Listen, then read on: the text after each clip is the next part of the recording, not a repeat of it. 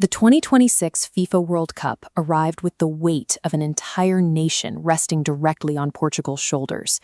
The global media scrutiny was absolute. Their opening match was supposed to be a statement. Instead, Portugal collided with tournament underdogs DR Congo and stumbled out of the gate with a highly frustrating 1-1 draw.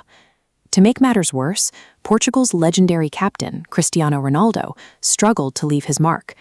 The most prolific goal scorer in international history was kept entirely off the scoresheet. When a generational icon stalls out against a lower-ranked opponent on the world's biggest stage, the global media machine immediately goes to work. They demand either a scapegoat to blame or a savior to praise. The only bright spot for Portugal that night came from a 21-year-old rising star. In the 6th minute, João Neves met a Pedro Neto cross and headed in the team's lone goal. To understand the historical weight of that header, look at this bar chart ranking the youngest Portuguese players to ever score in a World Cup. Right here at number 3 is Neves, clocking in at 21 years and 263 days old. Notice whose name sits in the number 1 spot. Neves's new milestone sits directly behind Cristiano Ronaldo's 2006 record, putting the newcomers side by side with the veteran. Riding the massive adrenaline high of a record-breaking World Cup goal, the young midfielder stepped up to the press microphones.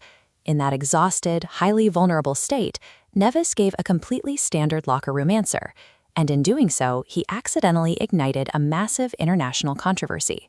When asked about his captain's performance, Neves used exactly 5 words that caught the world's attention.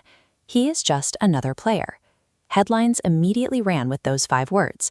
What they left out was the very next sentence. Neves followed up by clarifying that Ronaldo is no different from the others and that he is here to help. To understand what Neves actually meant, we have to look at the psychology of professional sports. Inside a locker room, the hierarchy has to disappear for a system to work. Treating a legendary veteran as a humble, equal contributor who fights alongside the squad is considered the highest praise a teammate can offer. But a paradox exists here. The locker room demands absolute equality to win matches, while modern superstar culture demands unyielding reverence from the public. The internet doesn't care about the nuances of team psychology. Within minutes, the viral quote was instantly stripped of its supportive context. Fiercely protective Portuguese fans and global Ronaldo loyalists launched a massive wave of social media backlash directed squarely at the 21-year-old. The friction came down to one simple idea. To millions of die-hard supporters, looking at the greatest goal scorer in history and calling him just another player is pure blasphemy. The timing of the match statistics amplified the anger.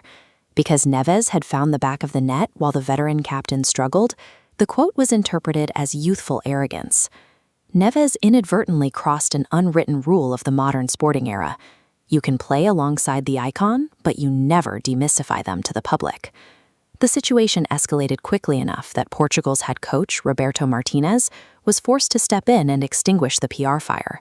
Facing reporters at a scheduled press conference, Martinez gently absorbed the blow, stating plainly that Neves's statement was easily misunderstood. Then Martinez executed a textbook public relations pivot.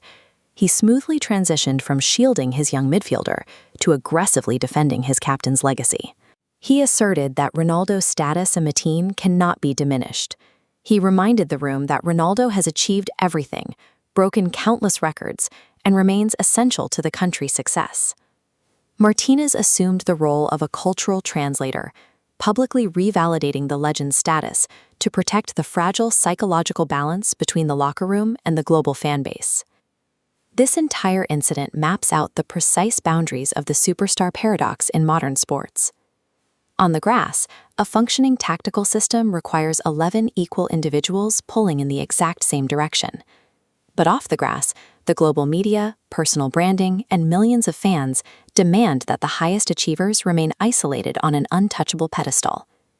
A team might need a captain who acts like an equal, but in the relentless eyes of the world, an icon like Cristiano Ronaldo can never truly be just another player.